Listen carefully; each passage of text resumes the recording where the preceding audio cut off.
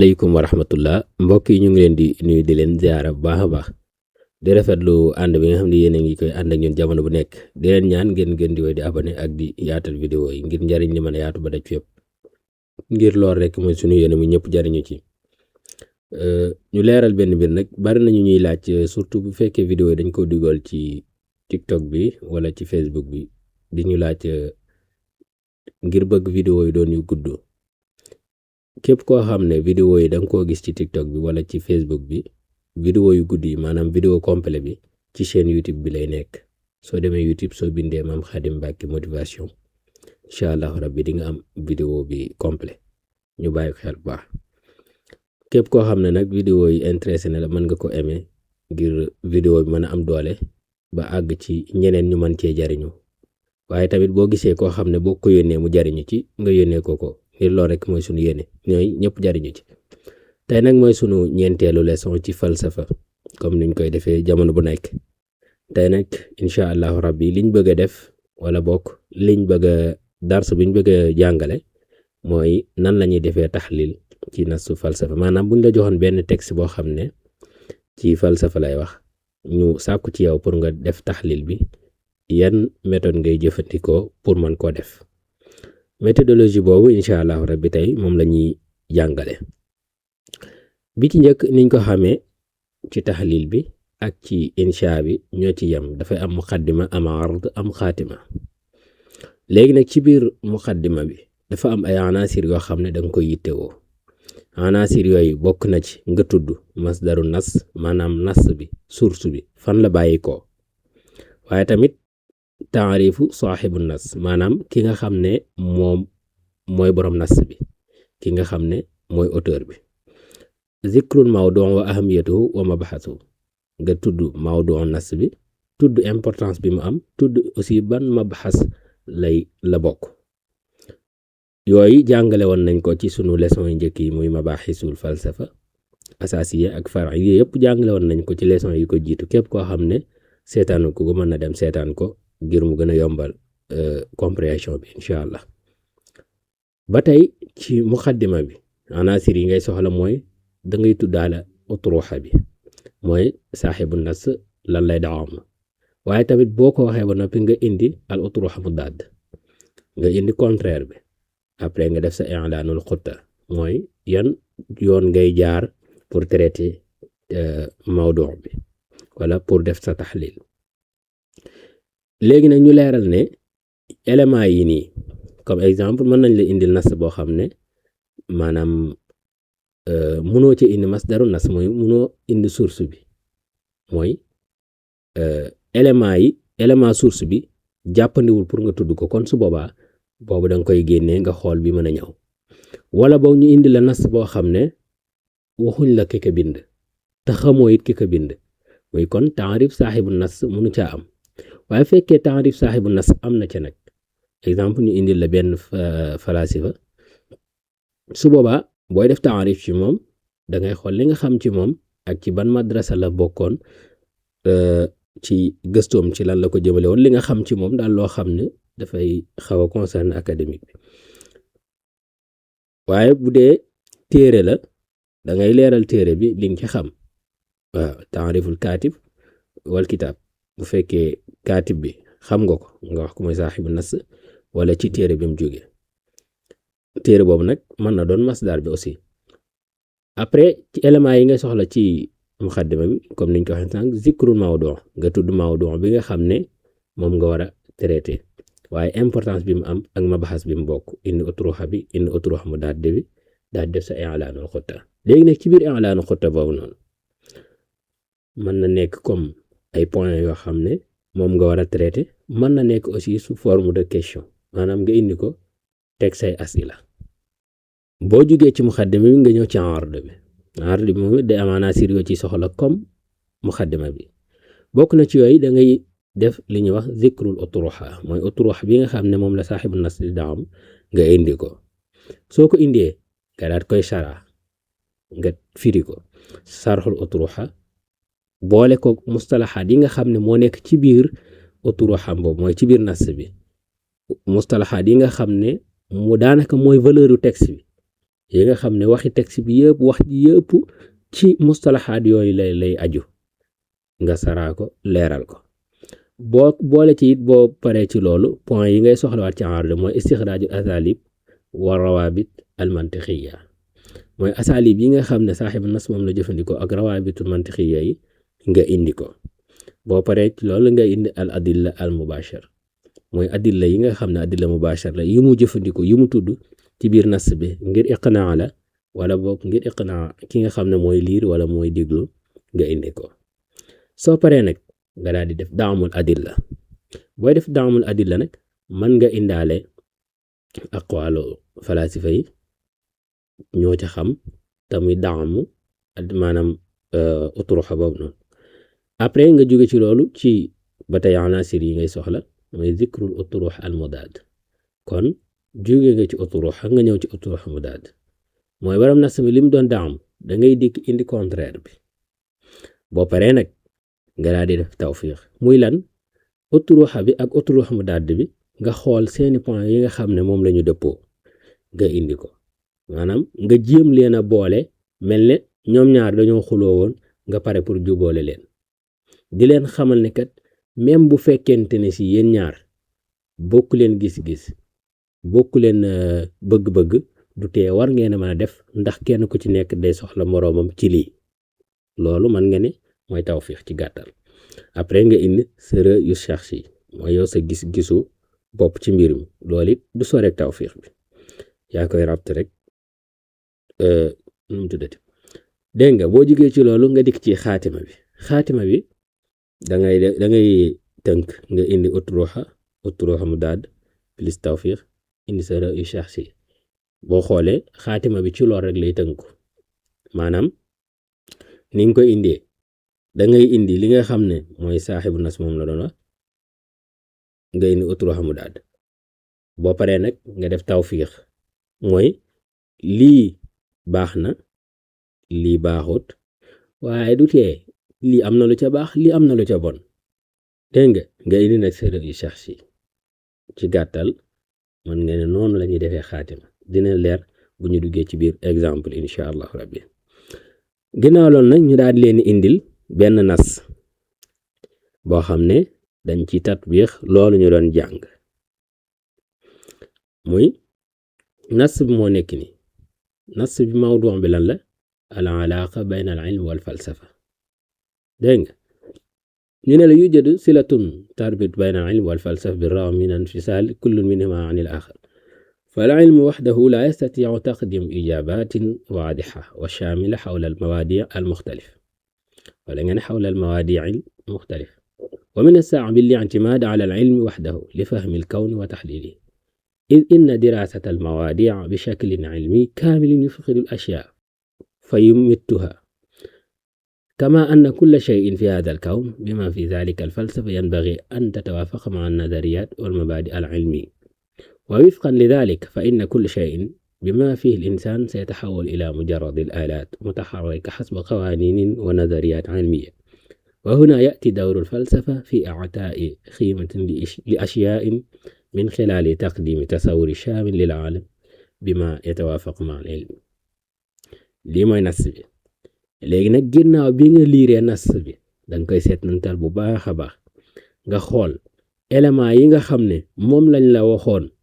ne la moom ngay taxlil nga génnee ko maanaam nga suluñe ko mooy waral sooy def sa taxlil mu mën a yomb yan ak yan lañ la waxoon nga suluñe ko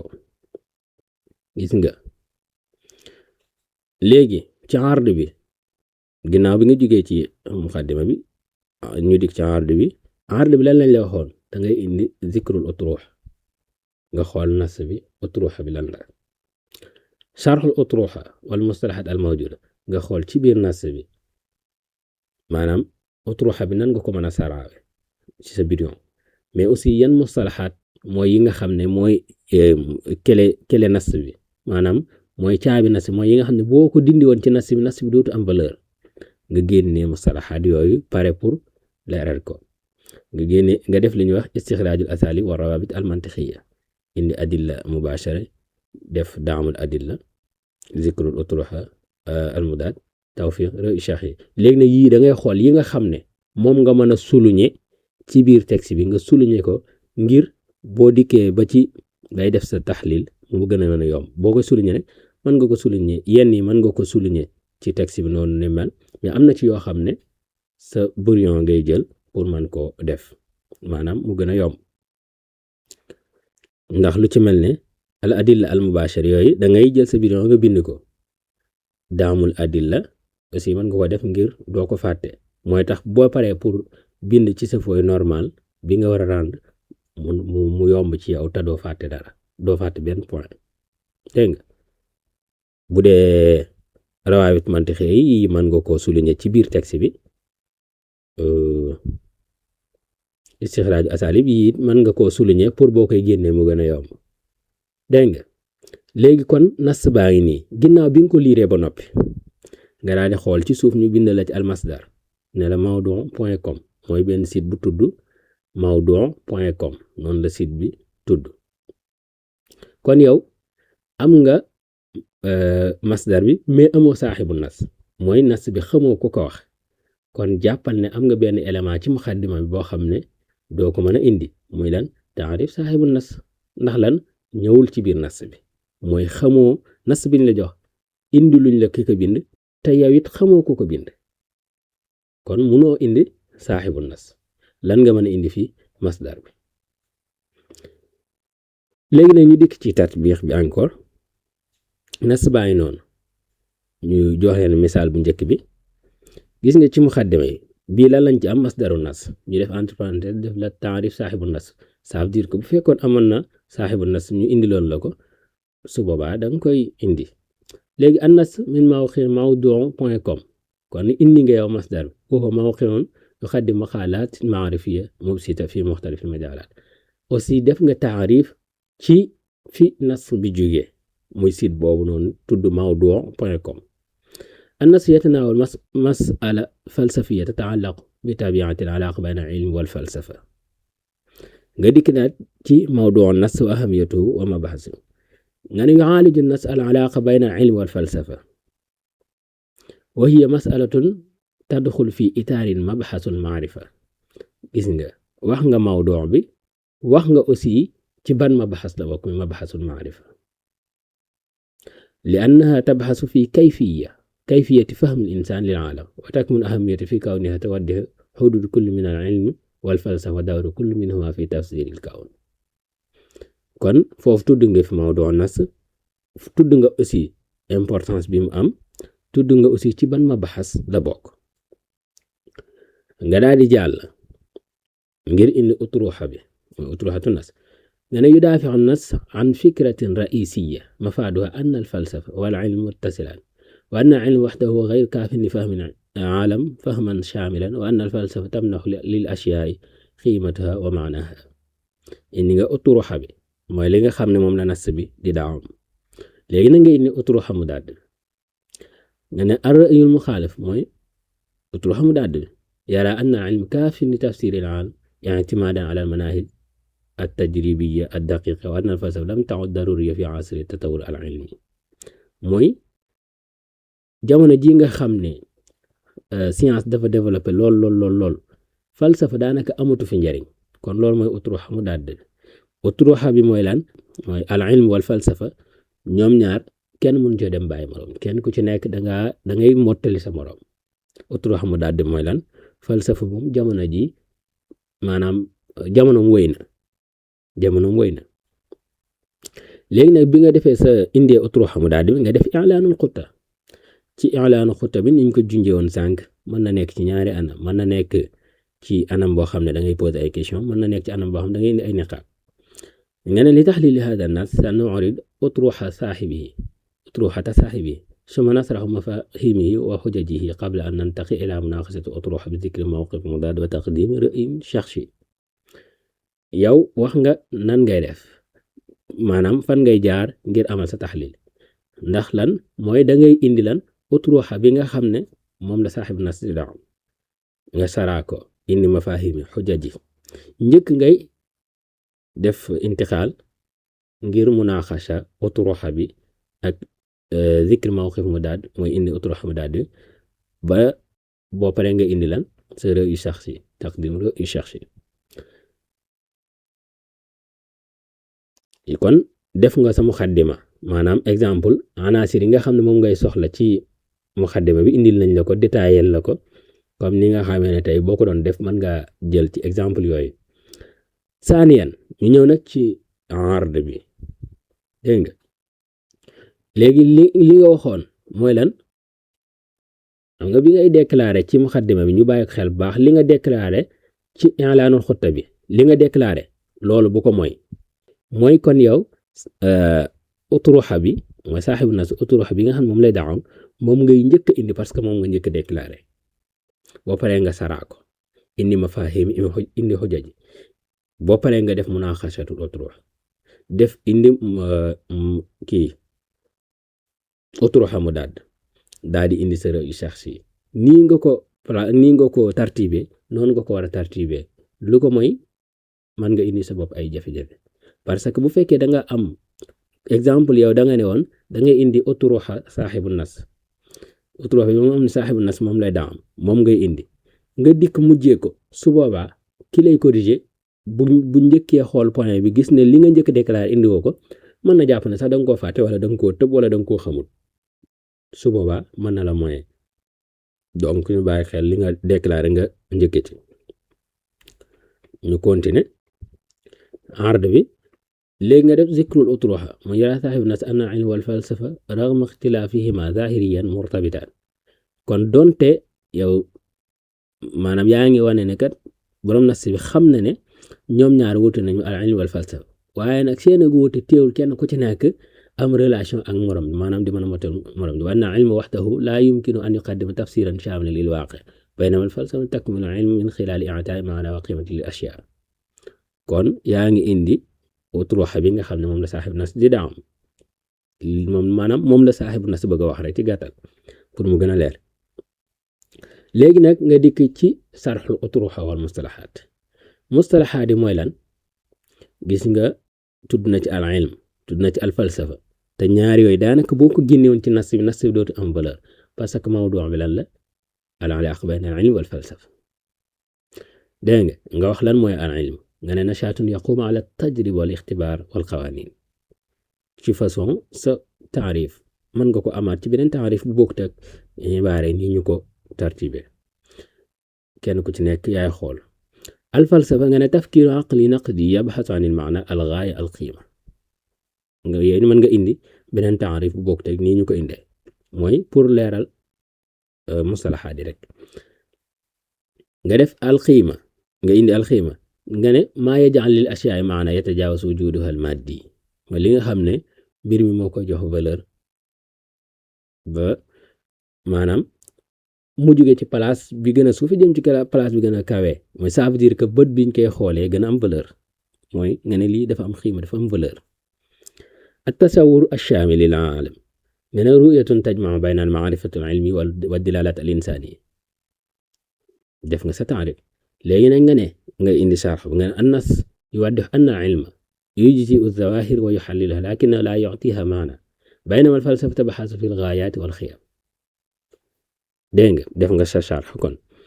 léegi nga dikk ci istixraajul asalib war rawaabit al mantiqiya nga ne annas ya'tamidu ala iddati asalib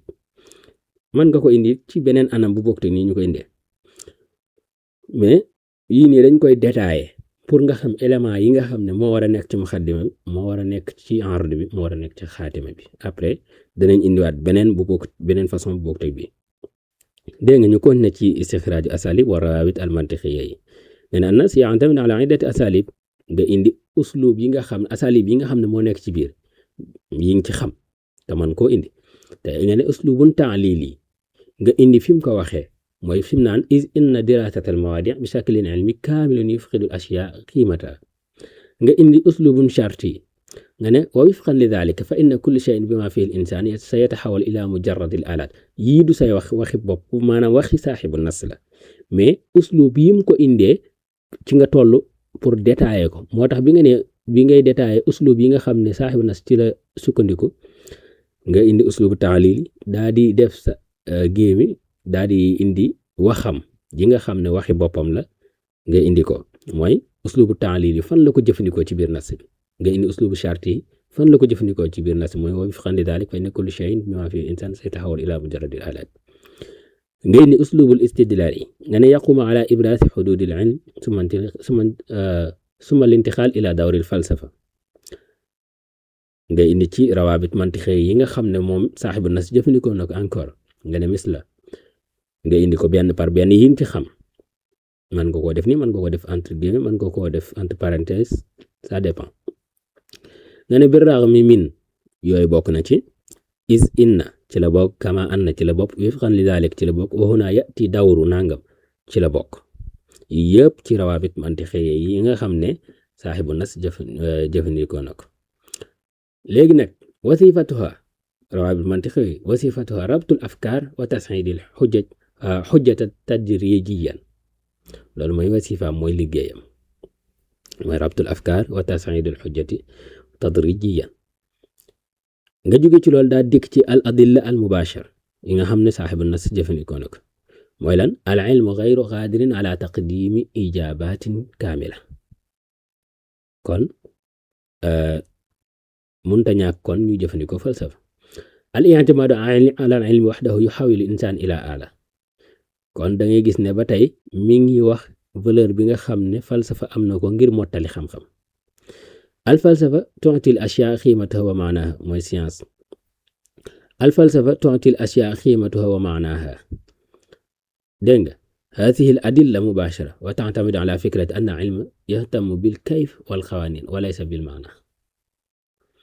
kon indi nga adilla mubashiri nga dikk nag ci daamul adilla nga ne فعلا التجربة العلمية تشرح الظاهرة لكنها لا تشير قيمتها أو غايتها فعلى سبيل المثال يمكن للعلم أن يفسر كيفية عمل الدماغ لكنه لا يستطيع أن يشرح معنى السعادة أو الألم وهي مسائل تستغل عليها الفلسفة والأخلاق mooy yaa ngi daxamu adilla yi nga indi woon adilla mubashiri nga mooy lan at-tajriba al-ilmiyya tasrahu zahira lakin la tufasir qiimataha aw gaayataha kon mën na leeral zahira bi nii mais valeur bi ak objectif biñ ci am mënu koo leeral mu jox la ci misaal mooy fi mu naan fa ala sabil misaal mu ne yumkin lil ilm an yufasir kayfiyata amal dimaag nan lay travail lakinnahu la yastati an yasrah maana saada mais mënta leeral lan mooy saada wala lan mooy alam mënu ko leeral kon yooyu ay masail la yoo xam ne lan moo koy traité falsafa wal axlaaq nga dikk ci al utruha al mudaad nga ne yumkin an nu'rid mawqifan muxaalifa masuura wa huwa mawqifu al wada'iyya al ilmiyya alladi yara anna ilmu qaadir ala tafsir kulli shay'in wa anna al falsafa mujarradu baqaaya metafiziqiyya la darura laha mooy utruha mudaad bi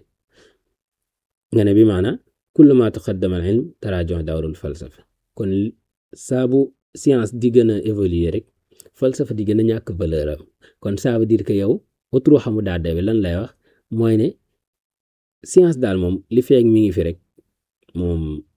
falsafa amatul njariñ amatul valeur mooy kon science mën na dem sans falsafa loolu la utruha mudaad bi bëgg wax nga dikk nag ci tawfiix bi muy 7e point bi nga ne yumkinul jàmmu bayna mawqifayn al ilm daruri li fahmi al qawanin al maddi lil kawn lakin al falsafa tukmilu hada al fahm min xilal tasawul an al maana wal qiimati wal gaaya mooy science moom lu mënta ñàkk la ngir mën a comprendre qawanin al maddiya yi nga xam ne moo nekk ci kawn bi waaye falsafa nag tukmilu hada al fahm moom moo koy mottali min xilal tasawul ci jaare ko ci question yi nga xam ne moom ngay am an al maana wal qiima wal gaaya kon la tu'aarid baynahuma bal takkaam ñoom ñaar mënuñoo dàqonte maanaam mënoo wax ne duñu fekkante ci benn bërëb ankay kenn ku ci nekk day mottali moroomam nga dikk nag daal def sa ra'yu shaxsi nga ne ara anna al alaqa bayna al ilm wal falsafa alaqatun taawun la tanaqud kon ñoom ñaar alaqa lañu am boo xam ne kenn ku ci nekk day dimbali moroom di mottali moroomam mais nekkul alaqa boo xam ne alaqa tanaqud la قلنا فالعلم يجيب عن الأسئلة التجريبية بينما الفلسفة تتناول الأسئلة التي تتجاوز حدود التجربة كون علم سيانس لمن موي di tontu ci question yi nga xam ne tajriba moo koy maye waaye falsafa moom question yi muy tontu mooy yi nga xam ne tajriba mënu la koo xamal mooy tatajaawaz huduudu tajriba wa min al xatay kon al i'tiqaadu anna al ilma yumkin an yufassira kulli shay boo jàppee ne science mën na leeral lépp rek boo da ngay am problème li annahu laa yastatii'u tafsiru maana al adaala ndax munta leeral maana adaala wala xayr wa il gaaya min al wujud yooyu science mënu ko leeral lan moo ko mën a leeral falsafa wala axlaaq wa bittaali fal falsafa تمنح للعلم بعدا إنسانيا وتساعد الإنسان على فهم ذاته والعالم بشكل شامل kon da ngay gis ne falsafa lan lay jariñ تمنح للعلم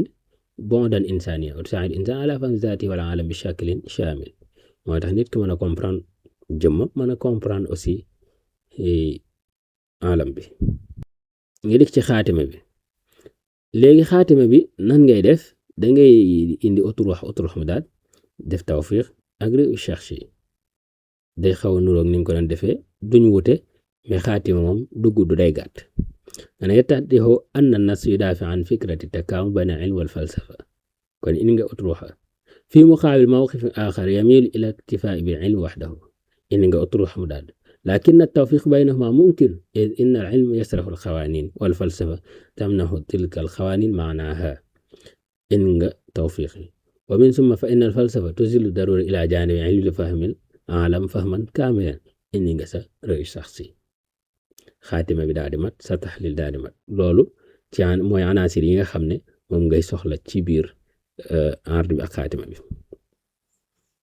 ñu ñëw ci misaalum 2 bi bu ñu xoolee mooy liñ doon wane sànq ci misaal bu njëkk bi premier misaal bi ñooyam mais bii nii ñu ko bindee noonu lañ ko war a bindee ndax bu njëkk bi dañ leen doon wan éléments yi nga xam ne moom nga war a indi ci muxaddima bi ak moom nga war a indi ci arda bi ak moom nga war a indi ci xaatima bi mais boo koy bind nii nga koy bindee gis nga bi ñuy bind muxaddima bi ci première faxra bi dañ ko may espace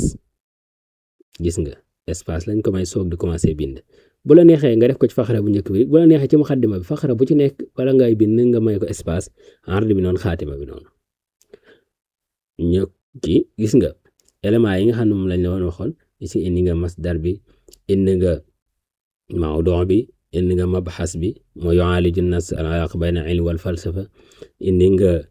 masdar bi mabxasul maarifa dégg nga wa takun ahamiyatu fi kawniha tuwaddi hulul min kulli ilm wal falsafa dawru min kulli ahamiya bi indi nga ko mooy wa takun ahamiyata yudaafi'u an-nas yaa ngi indi utruha bi amma ra'yul muxaalifa yara anna al-ilm kaafin li tafsiri mooy indi nga utruha mu daal wante la min haazil ishkaal indi nga i'laanul xutabi nga dikk nag ci ard bi nga daan ne yara saaxibu nas anna ilm wal falsafa raghma ixtilaafihima zaahiriyan murtabitaan indi nga utruha nga saaxibu nas moom lay daam nga ne al ilm huwa nasaatun yaqumu ala tajriba mooy yaa ngi ne mustalahaat yi nga xam ne moom nga gis ci biir mooy kalimaat yi nga xam ne mooy kalimaat asaasiya yi nga leeral ko al ilm huwa nasaatun yaqumu ala tajriba wal ixtibaar wal xawaanin baynama al falsafa tafkiirun aqli naqli yabhasu an il maana wal gaaya wal qiima nga ne al qiima hiya maa yaj'al lil ashyaa maana yatajaawazu wujuuduha al maaddiya amma tasawwuru shaamil lil aalam fa huwa ru'yatun tajma'u bayna al maarifati wal ilmi wa dilaalaat al insaaniya gis nga yaa ngi def say sara nga ne an-nass yuwaddih anna al ilma yujazzi'u zawaahir wa yuhalliluha lakinnahu laa yu'tiiha maana baynama al falsafa tabhasu fi gaayaati wal qiyam nga ne wa ya'tamidu an-nass ala asalib nga indi ci asalib yi adida misla al uslub at-ta'lili gis nga inna dirasat al mawadi' bi shaklin ilmi kaamil yafqidu asya'a qiimataha wal uslub ash-sharti idafatan ila uslub al-istidlal yaqum ala ibraz hudud al-ilm thumma intiqal ila dawr al-falsafa nga ne ala ibraz hudud al-ilm waaw kama yastakhdimu rawabit mantiqiyya nga indi rawabit mantiqiyya nga ne misla nangam bir raghmi min yi ci la bokk bu dee beneen nas aussi da ngay xool ci biir nas boobu rawabit mantiqiyya nga indi ko comme niñ ko indee nii nga ne is inna ci la bokk kama anna ci la bokk wifqan li zalika ci la bokk wa huna ya'ti dawr ci la bokk mooy fi mu ko tuddee ci biir texte boo xoolee nga ne allati tarbitu al afkar wa tasnidu hujja tadrijiyan nga indi al adilla al mubashara nga ne fi nasi tatamassal fi anna al ilma ghayru qadirin ala taqdim ijabati nangam gis nga ne wa yumkin da'mu hadhihi al adilla yaa ngi kon def lan da'mul adilla bil qawli inna at-tajriba al ilmiya tashrahu kayfiyati hudusi zahira lakinna la taqdim ma'naha aw ghayataha nga indi